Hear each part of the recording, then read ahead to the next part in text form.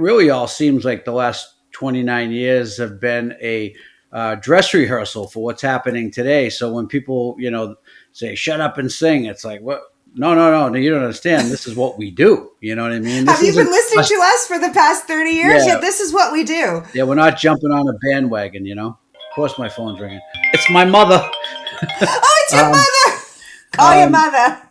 Hi, guys. I've got a cool surprise today. I'm not sure if you've heard, but on June 6th, there's going to be a rally with America's veterans and military families and all of their allies on the National Mall in DC. But today, I'm lucky enough to speak with someone who has volunteered their time to make that event a success. The lead singer of the Dropkick Murphys, Ken Casey. I'm sure you've seen Ken all over your social media lately, pulling no punches at concerts and events when it comes to Trump and this current administration. So I wanted to hear directly from him about what he and his band are going to be doing at the Unite for Veterans event and talk a little bit about the importance of music in protest movements. As someone who is very vocal about politics in your music, specifically union rights, workers' rights, veterans' rights, and how our current president and his movement really feel about the people, I feel like our two worlds have really come together here. So do you want to tell me why Dropkick Murphy has decided to unite and do this Unite for Veterans rally? Yeah, I mean, we knew when the rally started to happen that it would be a place for us to contribute. We've always played on picket lines and stuff like that. Sometimes we'll show up after sound check if we're on tour, if there's a strike, and I'll sing into a bullhorn and the guys will just play acoustic. We don't even have a sound system, but I think in a lot of instances, it's the thought that counts and just being there, more than the music. Then when you get to a bigger thing like this and you really want to pull numbers, it takes a lot out of people's day to go down and stand there for rally, and the speakers are important, but when you're offering a little entertainment, it further incentivizes people to come out. We're just down to be part of the movement that's trying to protect the rights that all the people that came before us fought and in some instances gave their lives for, so. Music and protest have always gone together, right? It's often the artists that speak for the people before the people feel confident enough to speak for themselves. It's often the anthems and the way that artists describe themselves, even if it's graffiti to music, there's the artists that come out and say, it's okay to feel this way. We are behind you. And I think about in music, everyone from like Woody Guthrie to Buffalo Springfield to like Creedence Clearwater Revival's Fortunate Son that Donald Trump keeps using without seeming to know what that song is about. But like Dropkick Murphy, you guys aren't folk. You're not singer-songwriters. If people don't know and you're listening to my stuff, Dropkick Murphy is known as American Celtic punk. Yeah, that's what they call us. I've never called us that, but it is kind of what we do. There is a bagpipe involved sometimes. Yeah, no, we feel like all of our influences come from the protest music vein. We started in 96 and we've always kind of spoken up about our political beliefs and about, social injustice that's happening. It really all seems like the last 29 years have been a dress rehearsal for what's happening today. So when people, say, shut up and sing, it's like, what? No, you don't understand. This is what we do. You know what I mean? Have you been listening to us for the past 30 years? Yeah, this is what we do. Yeah, we're not jumping on a bandwagon, No, you're certainly not. I mean, I was listening to your most recent song, which is called Who Will Stand With Us, because I was watching the live of the Hands Off rally in Boston that you guys played at in April. And you were in front of 100,000 people. But the song is a banger, and it really takes the billionaire class head on. So tell me a little bit about that song, because it feels to me like a call to arms for this moment in time. Yeah, I mean, the song is about the same thing has been going on for centuries, where the people with power and money turn everyone else against each other so that we fight amongst ourselves and don't look up at them, which is a similar thing with all the distractions that Trump uses to get us from seeing what he's really doing, which is, siphoning the wealth away from all of us. And the song is really not offensive to anybody. We're not afraid to offend, don't get me wrong. But I do feel like there is hope to unify us all. And like a song like that, if you really break it down and read the lyrics, it's like, we're really not trying to further divide them. No, it will be divisive. Don't get me wrong, because for some reason, a bunch of, working class people in America seem to care more about how an oligarch's doing than they do about their own neighbor. But if you really did look at the lyrics, it's really about the us versus them when it comes to the haves versus the have-nots, and there's just so many people that stand to lose from what this our regime is doing to people. And I'm hoping that at some point that's going to wake up the masses. Even, there's a good amount of the masses, but we need to go further to be able to really make the change we need to make. You see artists like Bruce Springsteen right now being really candid with his audience about how it feels like to be with this president, and writing so many songs about America himself and what, they've done to the country. And there are members of his fan base who feel like he shouldn't be doing that. But the truth is, he's actually standing up for those fans, for their rights, for their freedoms. And there's just people that are so committed to Trump that they have a hard time seeing any criticism of what is really the truth, that he is hurting them as well. And I know that you guys have a fair amount of hardcore Trumpers who love Dropkick Murphys. And that's probably in many ways because you sing about things like unionized labor and class warfare, and they relate to that, right?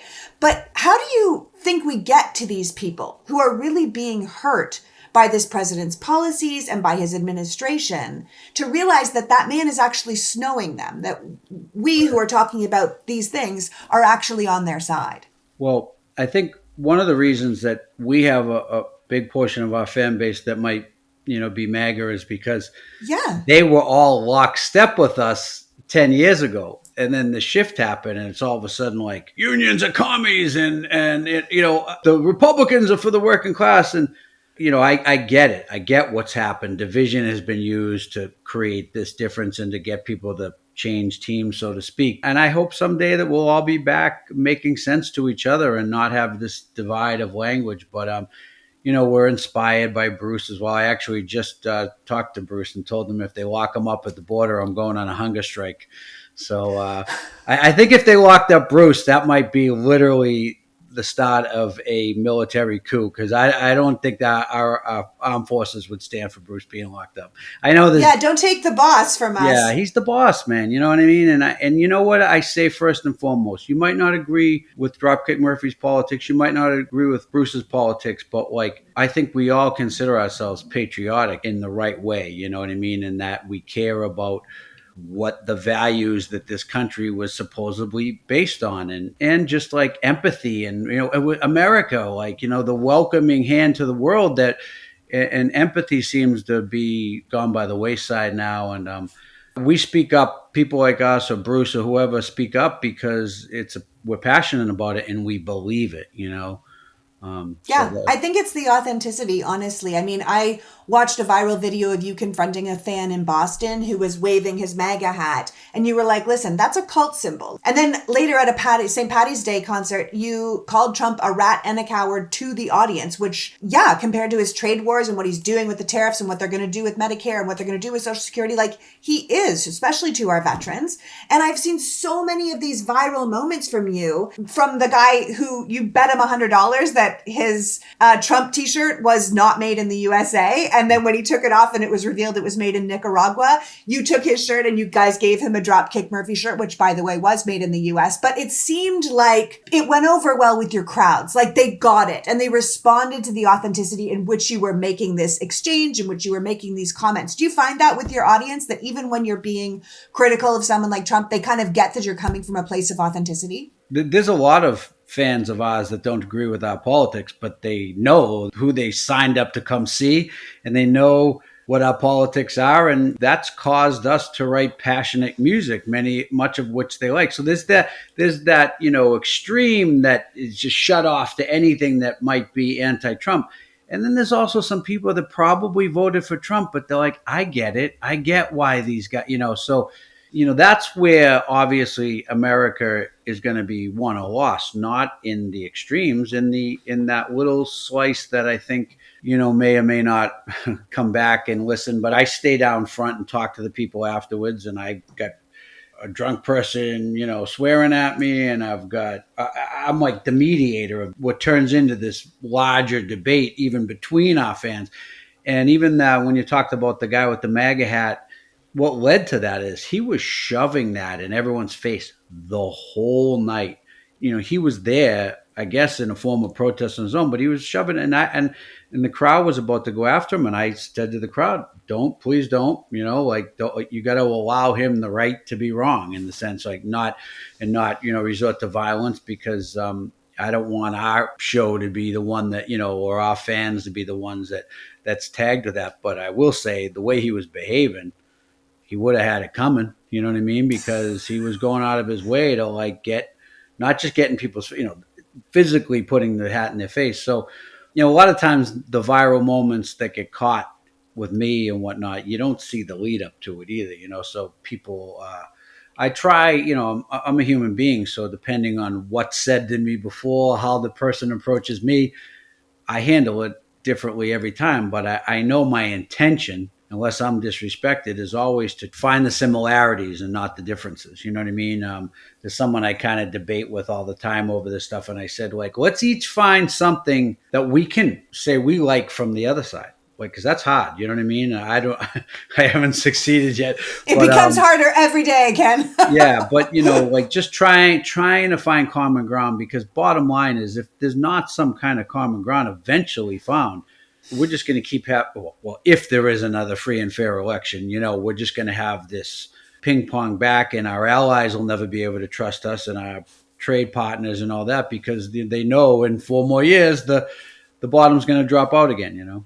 Yeah, you can't set a table on a table that someone's always going to be pulling the tablecloth off of, which I think is, why I'm so happy that groups like you, like Bruce, people who are out here using their art, using their fame in a way to sort of move the message along. Not to, as you were saying with that guy's hat, wave it in your face and like stick it in your face, but say like, here's what we stand for. Here's where I hope we can come back together. Here's where I hope we can find common ground. And then you're creating what I think are these anthems for this moment in history. And you're doing it, as you said, as a real patriot. Would you mind telling us advice that you might have for people who are out there that want to use their voice for good, but are maybe afraid of affecting themselves professionally or taking that on? Is there anything that you would give them advice to say like, hey, it's okay, try it like this?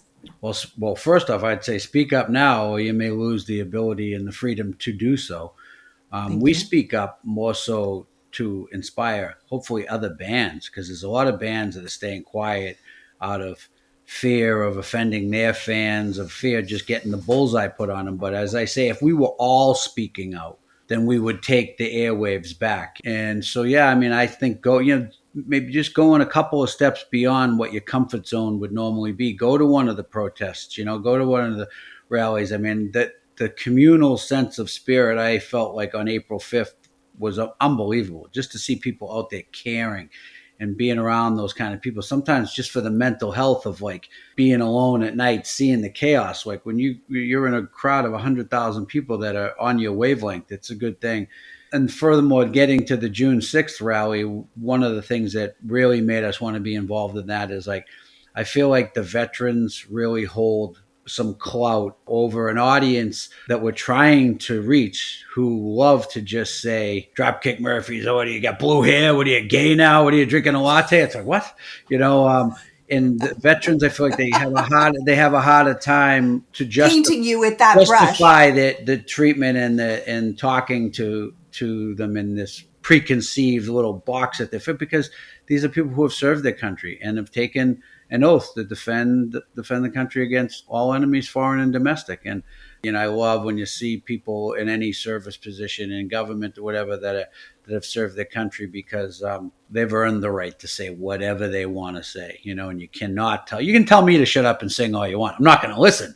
But you can't tell a veteran to shut up. You know what I mean? You just can't. No, they fought for their right to speak up, and they should do it every single day. And I'm so glad that this organization is putting it together for uniteforveterans.org if people want to go check it out. On June 6th, 2 p.m. at the National Mall, and Dropkick Murphys will be there. So I just want to thank you so much for joining us today, Ken. I want you to know that I will stand with you. Lots of us will stand with you. And please tell people how they can support you moving forward and see your stuff. I know you have a new album coming out. Yeah, we have a new album coming out. It's called For the People. It comes out on July 4th, which is my grandfather's birthday. But the single, Who'll Stand With Us, comes out on June 3rd, and the video comes out on June 3rd. And 3 days later, we'll be playing a live electric in D.C. and hopefully feel that same synergy and love that we felt in Boston on April 5th. Yeah, because we have to find our way back to each other. At the end of the day, we're all Americans, and we need to find our way back to feeling united again. And it's great to be in the kitchen. It's great to have you. Thank you.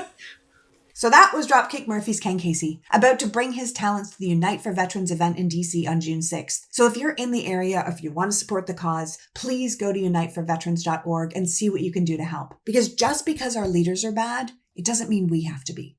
Uniteforveterans.org, because everything we do matters now.